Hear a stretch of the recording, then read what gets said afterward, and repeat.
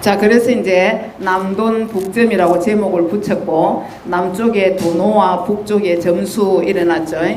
자, 그 내용을 한번 보겠습니다. 조사께서 이제 장좌불화에 대한 육조 스님의 의견을 이렇게 피력하는 거예요.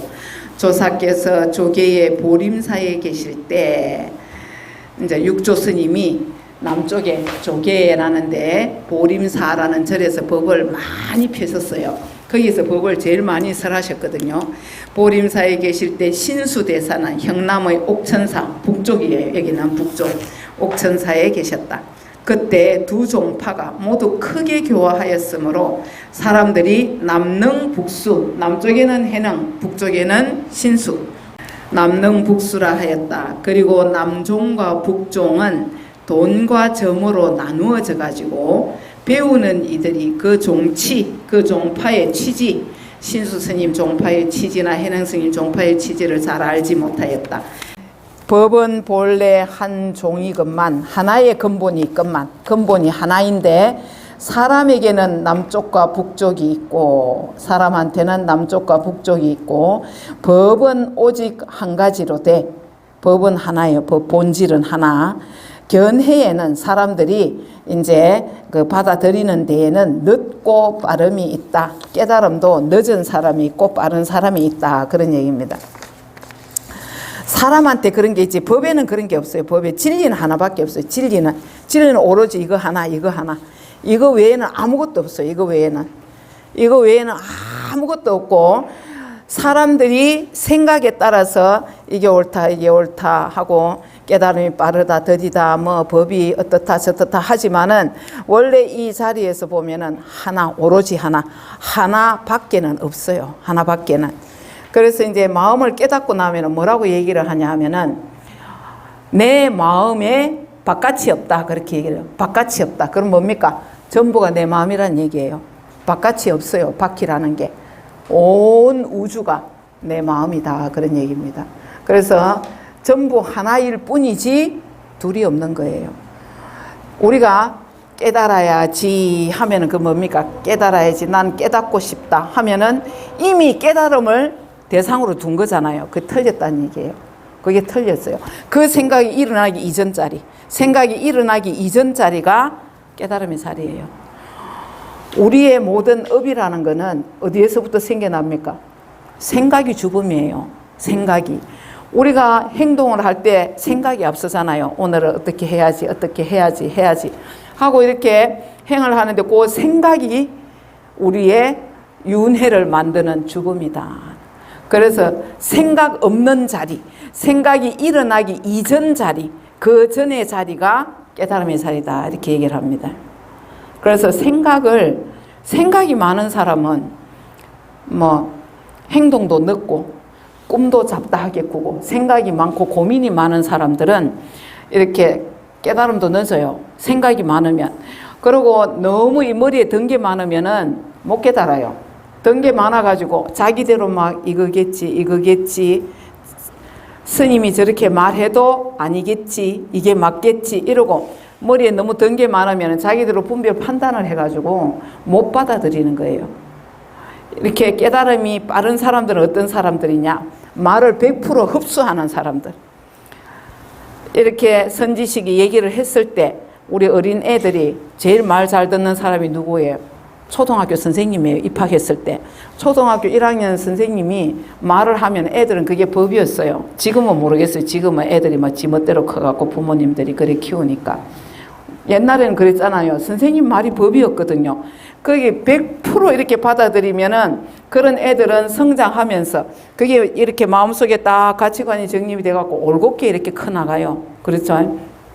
그렇듯이 선지식이 법을 설할 때도 설사 틀리다 싶어도 받아들이는 거예요. 설사 틀렸다 해도 그럴 수가 있겠구나. 내 생각이 틀렸을 수도 있겠네. 이래 하고 내 생각을 자꾸 이렇게 내려놓고 생각을 자꾸 바꿔야 돼요. 생각을 바꾸어 가야 이 자리에 탁 개합을 할 수가 있지. 내 상이 이렇게 높아갖고는 10만 8천 년이 가도 못 깨달아요. 나를 완전히 내려놔야 돼요. 내 견해를 완전히 내려놓을 수 있어야 된다. 그래서 이제 돈점이라는 것도 주장할 것도 없어요. 다 하나인데 다 하나밖에 없어요. 하나밖에 없는데 돈이 어디 있고 점이 어디 있고 그런 게 없어요. 해능과 신수도 알고 보면 다 내 마음자리에 있어요. 나예요, 나. 내 안에 다 있는 거예요, 내 안에. 자, 법에는 돈점이 없건만 사람에게는 예리함과 우둔함이 있기 때문에 돈점이라는 이름이 있게 된 것이니라. 법에는 돈점이 없어요. 그게 중요한 말이죠. 법에는 돈점이 없다. 오직 하나뿐이다. 그런데 사람한테는 영리하고 둔함이 있다. 사람한테는. 그래서 돈이니 점이니 한다는 얘기예요. 빠른 사람들은 단번에 깨닫고 말고 느린 사람들은 점차 수행을 해간다는 거죠. 그러나 신수의 제자들은 자주 남종조사 해능스님을 비방했다. 왜? 행자가 법을 받아갔기 때문에 인정을 안 한 거예요. 이 신수스님 쪽에서는. 그러면서 뭐라고 얘기를 하냐면 한 글자도 알지 못하는데 무슨 대단한 것이 있겠나?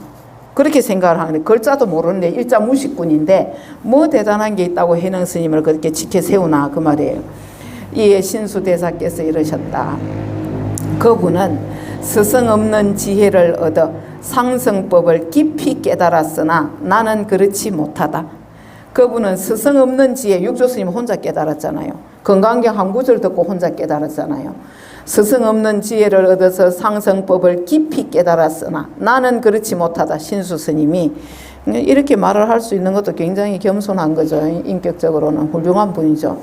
또 나의 스승인 오조께서 친히 의법을 전하셨으니 가사와 그 법 의법을 전하셨으니 어찌 헛되이 그렇게 했겠느냐. 내가 먼 길을 찾아가 친근히 하지 못한 채 헛되이 나라의 은혜를 입어 이 국사가 됐다는 거예요. 국사가 왕에서 국사로 모셔가지고 헛되이 나라의 은혜를 입어 여기에서 지내고 있지만 너희들은 여기에 머물러 있지 말고 조계에 가서 배워 공부를 마치도록 해라 하고 이제 해능스님한테 자기 상자들을 보내는 그런 장면이죠. 이 신수스님이 척천무가 두 스님을 초대를 해요. 스님들을 이제 시험해 보려고.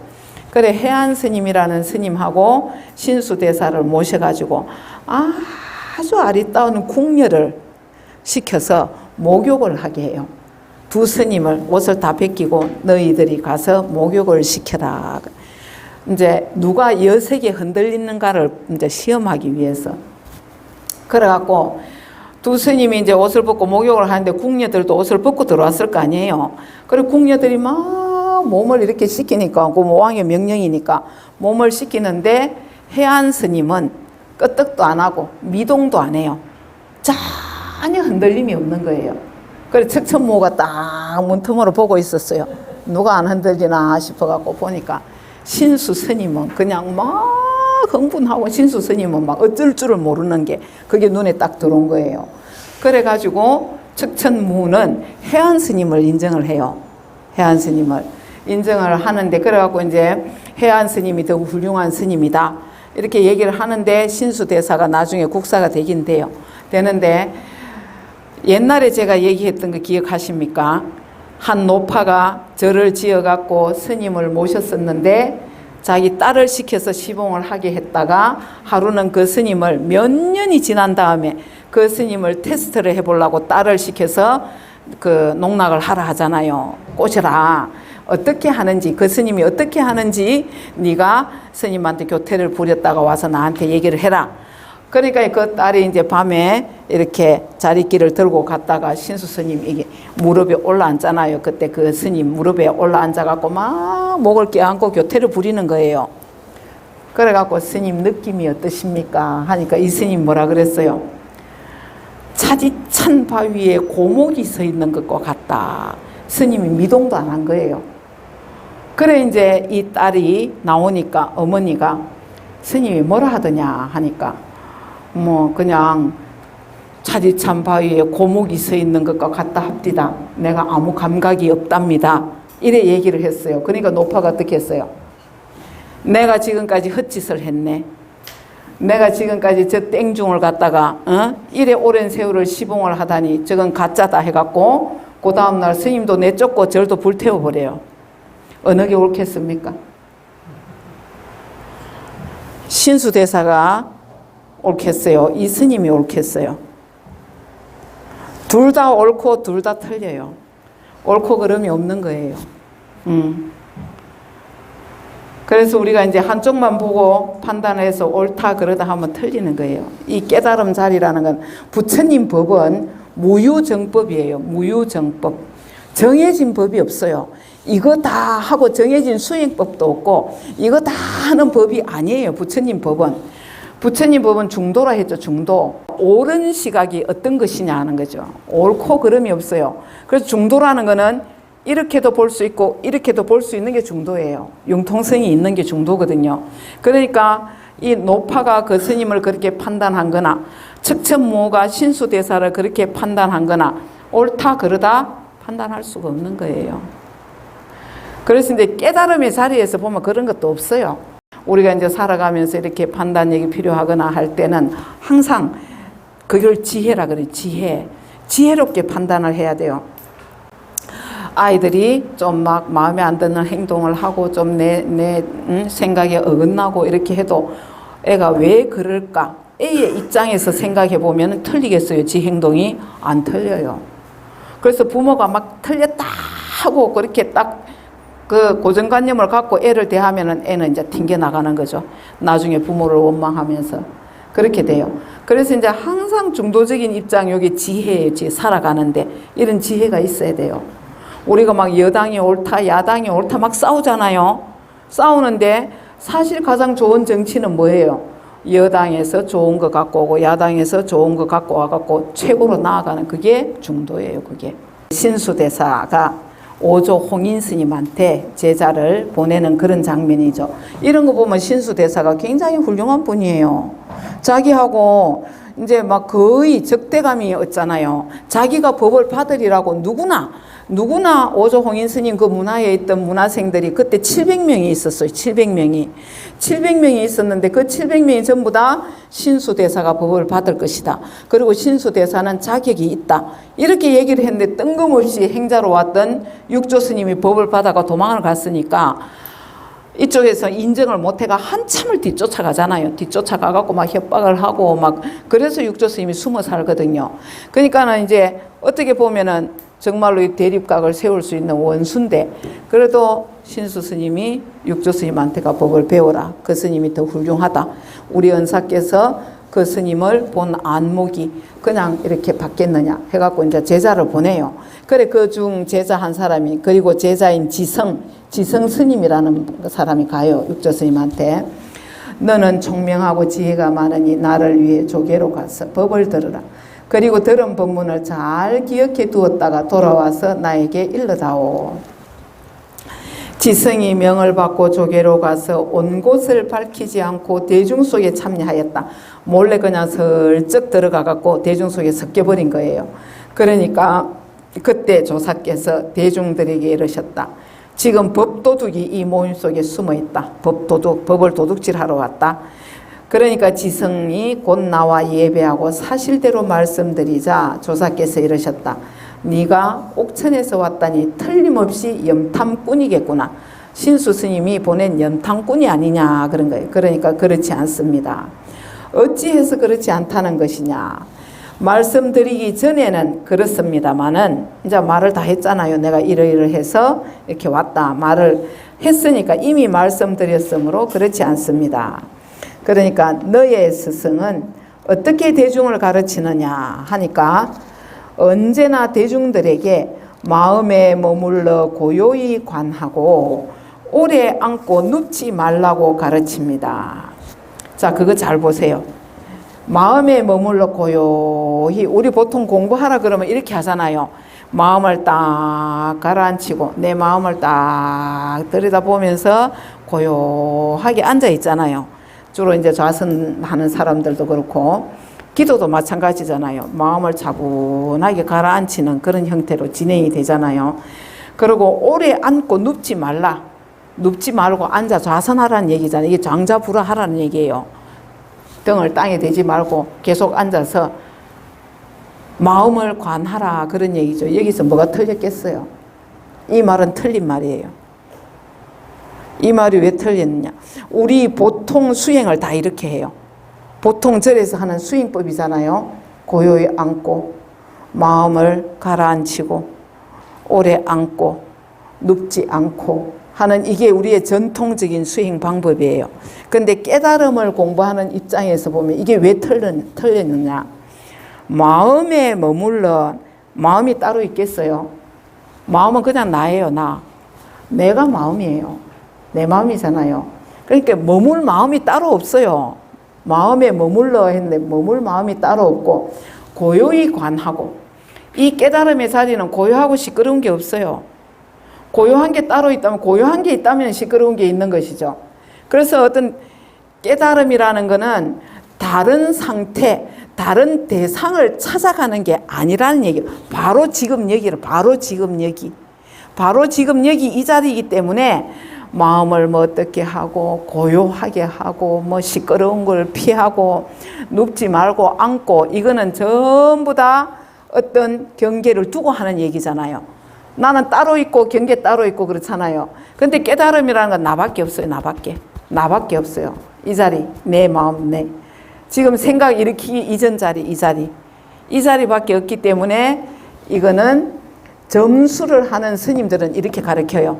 신수 스님이 점수니까 마음을 차분하게 하고 마음을 관하고 오랫동안 앉아서 참선을 해라. 그러면 깨달을 수 있다. 이런 방법을 가르친다는 거예요. 근데 깨달음의 자리는 시끄럽고 고요하고 이런 것도 없어요. 그런 걸 다 떠난 자리예요. 떠난 자리. 마음에 머물러 고요히 관하는 것은 병이지 선이 아니다. 그거는 병이다. 잘못된 병통이다. 그런 얘기입니다. 장자하여 몸을 구속한다고 해서 진리에 어떤 이익이 있겠느냐. 내 개송을 들으라. 그 개송이 참 재미있는 개송이에요. 살았을 때 오래 앉아 눕지 않아도 이제 장자불화해라 하니까 살았을 때 오래 눕지 않아도 죽어서는 누운 채 앉을 수 없다. 맞는 얘기잖아요. 그래서 이제 그런 수행법을 비판하는 그런 내용입니다. 냄새나는 한 뼈다귀 갖춘다 해서 이게 뭐냐? 몸을 부여잡고 몸을 육신을 붙잡고 무슨 공부를 하겠느냐. 육신을 그렇게 막 학대하고 육신을 갖다가 길들인다고 해서 공부가 아니다. 그런 얘기예요. 냄새나는 한 뼈다귀 갖춘다 하여 어찌 공과를 세울 수 있으리. 공부를 못 본다는 얘기입니다. 깨달음을 얻지 못한다. 그런 얘기예요. 아무리 몸을 조복시키고 해도 오래 앉아 있어도 공부를, 이 깨달음의 자리는 얻을 수 없다.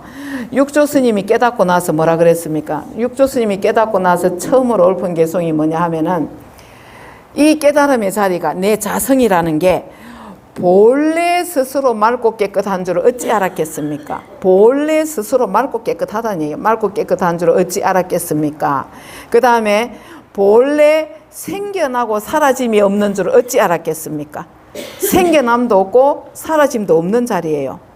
그래서 우리가 태어났다는 것도 거짓말이고 죽는다는 것도 거짓말이에요. 이 깨달음의 자리에 이렇게 딱 기합이 되면은 생겨나고 사라짐이 없는 줄 어찌 알았겠습니까? 그 다음에 세 번째는 본래 스스로 완전하게 갖추어져 있는 줄 어떻게 알았겠습니까? 이 자리는 완전하기 때문에 뭐 어떻게 더 해야 되고 빼야 되고 하는 게 없다는 얘기예요. 완벽해요. 그냥 완벽해요. 그래서 본래 스스로 완전하게 갖추어져 있는 줄 어떻게 알았겠습니까? 본래 흔들림이 없는 줄 어찌 알았겠습니까? 흔들림도 없어요. 그 다음에 본래 능히 온 삼라만상 만법을 만들어내는 것인 줄 어찌 알았겠습니까? 삼라만상이 깨달음의 자리, 이 자리에서 나와요. 이 자리에서 차를 타고 이렇게 가면 차를 타고 가다 보면 풍경이 막 펼쳐지잖아요. 그 풍경이라는 것이 내가 봐서 있습니까? 내 눈으로 봐야 있는 거예요. 우리 다 보이고 있잖아요. 전부 다 보이잖아요. 내가 안 봐도 다 드러나 있잖아요. 소리라는 것이 내가 들으려고 하지 않아도 들리잖아요. 소리가 저절로 내가 듣는 거예요.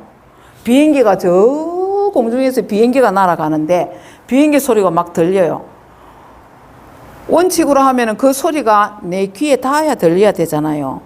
근데 어디서 지금도 막 차가 지나다니고 막 소음이 있는데 저절로 들려요. 저절로.